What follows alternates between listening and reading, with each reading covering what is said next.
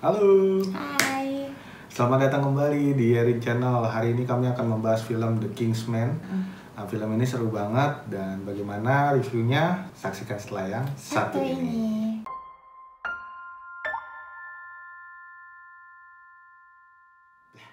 Ini adalah film ketiga Kingsman. Ratingnya untuk dewasa. Ya seperti biasa ya. Ya betul. Disutradarai oleh Matthew Vaughn yang juga adalah sutradara film X-Men First Class tahun 2011 dan sudah memproduksi beberapa film action seperti Kick-Ass dan juga Kingsman tahun 2014 dan masih banyak yang lainnya. Film ketiga ini bukan lanjutan dari kedua film sebelumnya, tapi merupakan prequel yang menceritakan asal-usul Kingsman. Wah, seperti apa itu?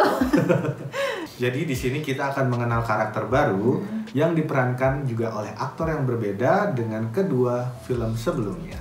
Benar sekali. Ya, kita lihat ada siapa aja yang bermain di film ini. Ada Ralph Fiennes yang berperan sebagai The Duke of Oxford. Jadi perannya ini mirip kayak si Colin Firth di film Kingsman yang The Secret Service ya. Jadi dia tuh kayak yang pemimpinnya yang ngenalin Kingsman ke anaknya. Karakternya juga sama yang berwibawa dan punya jiwa kepemimpinan gitu lah. Kemudian ada Harris Dickinson sebagai Conrad Oxford, anaknya yang tadi. Dia ini kayak anak baru yang baru mengenal Kingsman ya. Jadi kita tuh benar-benar tahu Kingsman itu dari sudut pandang si Conrad ini. Dia tuh mirip kayak tokohnya si Xe yang di film Secret Service gitu loh, yang anak barunya lah gitu. Kemudian ada Gemma Arterton sebagai Polly. Dia ini agen yang punya jaringan informan.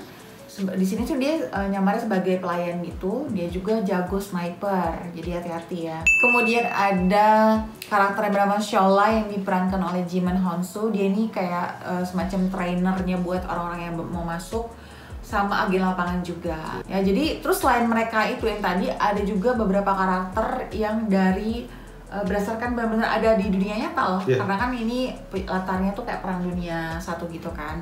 Jadi ada Queen Victoria, ada King George V gitu yang bahkan si dalam film ini dia bilang, wah aku harus mengganti nama belakangku menjadi Windsor gitu kan. Itu kan nama keluarga Ratu Elizabeth yang sekarang gitu kan. Kemudian ada Matahari, ya kalau kita udah tahu kan Matahari ini yang diperankan oleh Valerie Pachner.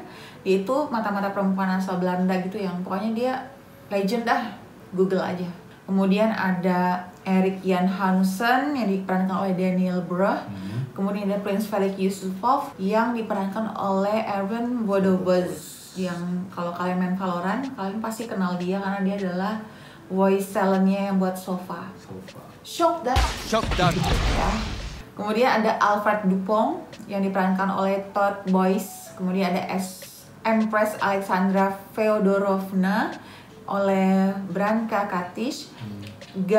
Gavrilo Princip oleh Joel Bassman dan juga Rhys Evans ya sebagai Grigory Rasputin. Film prequel yang diberi judul The Kingsman ini menceritakan asal-usul terbentuknya organisasi Kingsman yang berlatar tahun 1900-an. Kira-kira masa Perang Dunia I ya. Iya. Selain karakternya yang baru semua, jangan ngarep juga kita bakal lihat peralatan mata-mata yang canggih ya di film kayak di film yang kemarin sebelumnya yang ada payung. Betul. Itu semua tidak ada. Betul, kan ini latarnya latar jadul. Iya, Perang Dunia I emang ada alat-alat kayak gitu. Betul. Emang ini film Captain America gitu kan.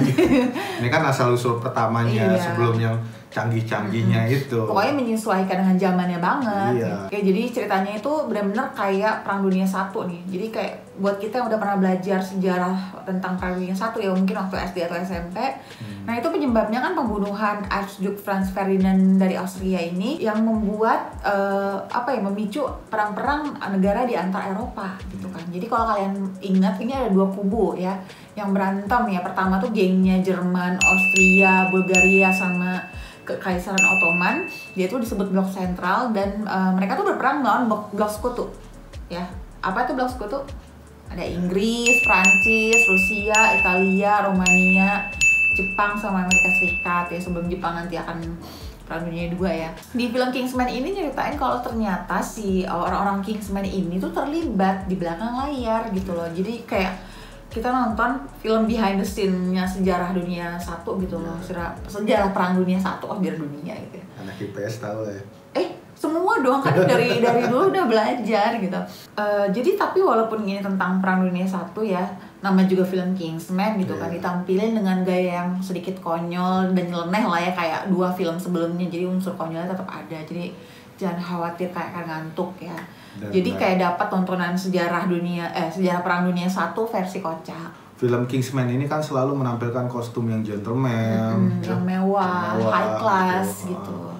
Nah di sini juga kostumnya tetap mewah, disesuaikan ya. Iya disesuaikan dengan zaman dulunya gitu. Karena ini juga latar belakangnya perang ya, ada lumayan banyak karakter dari berbagai background yang berbeda ya. Jadi ada dari Rusia, Jerman, Inggris, juga dari sebenarnya banyak deh di sini kan ya. Jadi banyak banget kostum gaya klasik, mulai dari mantel panjang yang Rusia, seragam jenderal Jerman gitu kan. Bahkan ada seragam prajurit-prajurit yang bagian depan gitu loh, yang orang-orang yang kasar-kasar rendah lah ya gitu kan, yang buat bagian depan yang cepat mati. Itu juga benar-benar dibikin dengan mirip aslinya gitu kan. Pokoknya semua kostum sini benar-benar dibikin sedetail mungkin. Senjatanya juga masih jadul dan belum canggih ya. Kayak sesuai dengan tahunnya lah ya. Benar-benar. Kalau di 2 film Kingsman sebelumnya kan nggak ada hubungannya dengan perang dunia gitu kan. Jadi ceritanya bebas gitu, dia mau explore sedemikian rupa gitu kan. Nah kalau di sini kan filmnya tuh benar-benar harus ngikutin kejadian sejarah yang benar-benar ada. Terus dengan ditambahin kalau mereka tuh ternyata terlibat di balik layar gitu kan. Kalau buat aku sih ini naruhnya bagus gitu. Jadi kayak kita tuh benar-benar setuju. Oh ternyata mereka seperti itu ya. Ternyata mereka berguna loh. Kehadiran mereka tuh benar-benar berperan buat jadi ujung tombaknya apakah perang itu akan terjadi atau enggak gitu kan. Terus semuanya dijalin dengan nyata banget gitu. Gimana mereka punya si Kingsman ini punya informan gitu. Ada di Rusia, ada di Jerman, ada di mana-mana sampai di Amerika gitu kan. Ternyata caranya adalah dengan si pelayan. Iya, dari pelayan, bukan dari alat penyadap atau gimana gitu kan. Jadi ini tuh masuk akal banget. Para pelayan-pelayan kan dari Amerika tuh didatanginnya dari Inggris semua ya. Iya, jadi semuanya ibaratnya kayak ternyata si orang Amerika nih belum mau belajar cara untuk servis gitu kan. Ternyata dikirimnya ke Inggris gitu, dan ternyata itu direkrut lah buat jadi mata-mata kayak gitu. Bagus sih gitu kan. Nah, di film kali ini walau tetap seperti biasa ada komedinya, tetapi sekaligus berhasil menampilkan adegan yang emosional, baik itu ikatan karakter si Duke Oxford dengan keluarga dan teman-temannya ya. Di film ini juga ada pembentukan latar belakang karakter dan tujuan yang kuat untuk membentuk Kingsman ini. Gimana caranya dari orang biasa yang cinta damai sampai membentuk Kingsman gitu kan. Jadi ternyata Kingsman itu dibentuk untuk mencegah perang gitu. Karena si Duke of Oxford ini kehilangan istri kan karena perang. Terus dia tuh ternyata di masa lalunya adalah juga ikut perang, dan dia ngerasa aduh saya tidak harus membunuh. Jadi sebenarnya Kingsman ini diadakan untuk biar perang itu tidak terjadi gitu. Jadi cinta damai lah intinya gitu. Nah untuk adegan actionnya kali ini lebih bervariasi. Ada sedikit adegan perang yang bikin kita benar-benar ke bawah suasananya. Jadi kayak kita tuh sesaat kayak ini Kingsman tapi ada kita kayak nonton film tentang perang gitu kan. Perang-perang zaman dulu ya. Karena adegan perangnya tuh epic banget ya. Terus pas yang adegan prajurit lawan prajurit itu tembak-tembakannya juga bagus gitu kan, dengan tembakan yang apa adanya gitu, benar-benar realistis ya. Tapi tetap ada adegan action yang kocak, terus nggak terlalu real lah. Pokoknya adegan khas action lah ya. Betul. Jadi perasaan penonton tuh kayak benar-benar dimainin ya. Kadang ada yang ketawa-tawa saking konyolnya gitu. Kadang-kadang juga ada yang emosional karena benar-benar terbawa ke dramanya gitu ya. Terus ada juga adegan yang khas banget ya, yang heroik gitu, gimana pemimpin yang tadinya udah terpuruk jatuh terus bangun lagi gitu. Dan ini diperankan baik banget oleh si aktornya ini, oleh si Ralph ini gitu ya. Cocok ya. Salah satu yang paling berkesan juga itu adegan pertarungan Orlando Oxford, Conrad dan Sola melawan Rasputin. Ya, si Rasputin tuh keren sih itu. Yang suka banget aku. Penari-penari. Dia si biksu lah, dia biksu apa dia tabib lah ya. Tabibnya Rusia. Kakinya sih. Tapi dia sekaligus provokator juga gitu kan. Nah dia tuh keren karena bertarung dengan ada balet gitu kan. Jadi udah lagi berantem dengan brutal, dia masih asik balet gitu. Menurut aku tuh ini karakternya bagus ya, kayak paling menonjol dan paling eksentrik gitu di film Kingsman ini. Malah dia kayak lebih cocok jadi penjahat utama sih daripada si bosnya yang bos yang para penjahat ini. Iya.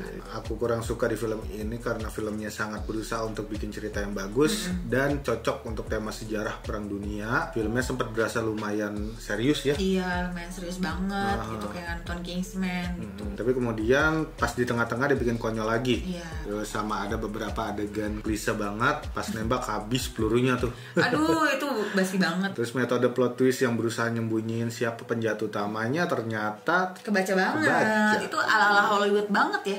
Jadi pas awalnya kan kayak mereka tuh sempat nge-spill kalau si penjahatnya ini punya mata-mata di Inggris gitu. Iya.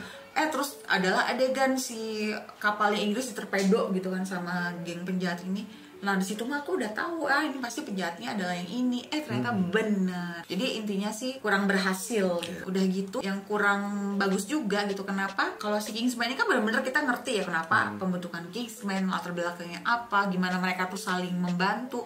Itu bagus. Tapi kalau untuk penjahatnya tuh nggak dikasih latar belakang kenapa dia benar-benar membenci si Inggris gitu sampai dia sampai mau membuat perang dunia gitu. Nggak cukup ya, alasannya tuh yang ditampilkan kurang cukup gitu. Jadi kayak pas identitas aslinya terungkap, orang nggak terlalu gimana gitu. Emang kenapa sih dia mau membuat perang ini nggak terlalu berhasil dibangun dengan baik? Kayaknya itu aja ya. Baiklah, kita akan memberikan nilai untuk film ini 7,5. Kalau aku 7 sih. Sebenarnya bagus banget. Terus kita kayak dapat pelajaran sejarah Perang Dunia 1 ya, karena kan biasanya kalau Perang Dunia 2 tuh udah banyak ya tentang Hitler.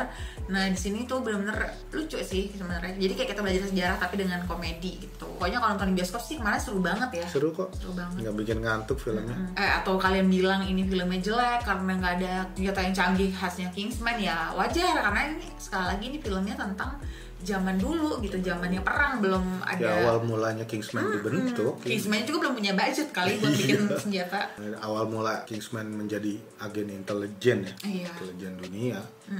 Itu belum ada yang seperti Kingsman Iya. sebelumnya. Itu kan lanjutan. Nanti mereka bukannya ada di tiap negara gitu ya? Iya ada. Ya jadi kalau kalian nanti juga nonton juga nanti kan ada yang after, walaupun sebenarnya udah kalian pasti udah nonton ya. Jadi yang ada after credit gitu. Jadi ada satu adegan di mana ceritanya nanti anak barunya rekrutan si geng penjahatnya adalah si Hitler. Gak tau ya apakah ada filmnya atau Ya enggak. mungkin lanjutannya tentang Perang Dunia 1 lagi.